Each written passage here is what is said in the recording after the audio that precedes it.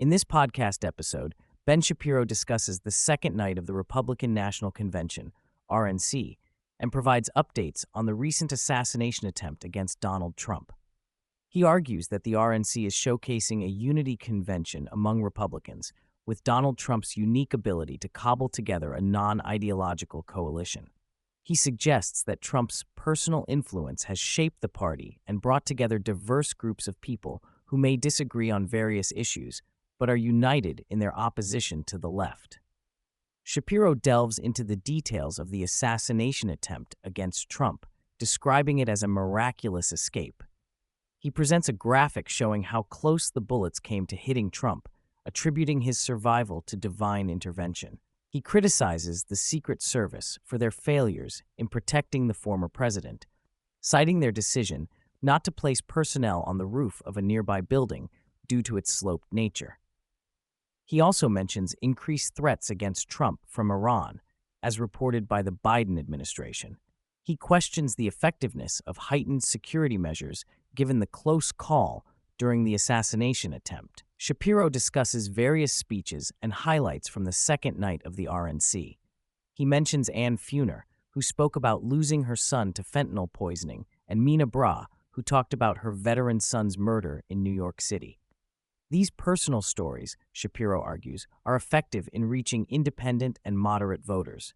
He notes the diversity of speakers and their unified support for Donald Trump, despite some having been previous rivals or critics. Shapiro highlights Vivek Ramaswamy's speech as one of the best of the night, praising his articulation of what it means to be a Republican in 2024.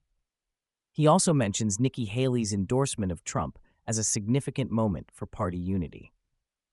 The podcast shifts focus to Joe Biden's recent struggles and growing concerns within the Democratic Party. Shapiro discusses a phone call Biden had with Democratic representatives, during which he reportedly became defensive and incoherent when questioned about his chances of winning the election.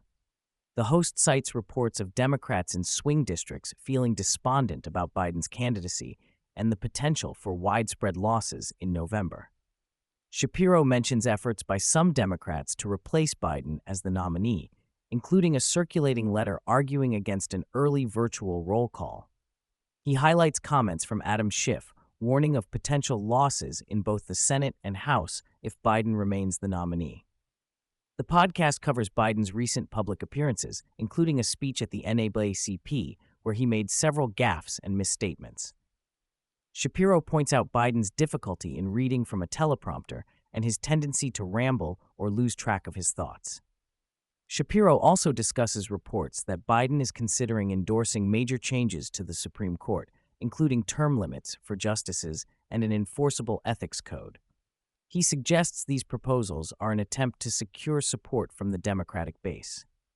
Ben Shapiro interviews Dan Bongino, who is attending the RNC. Bongino describes the energy at the convention as electric and palpable, noting a significant difference from the 2020 virtual RNC.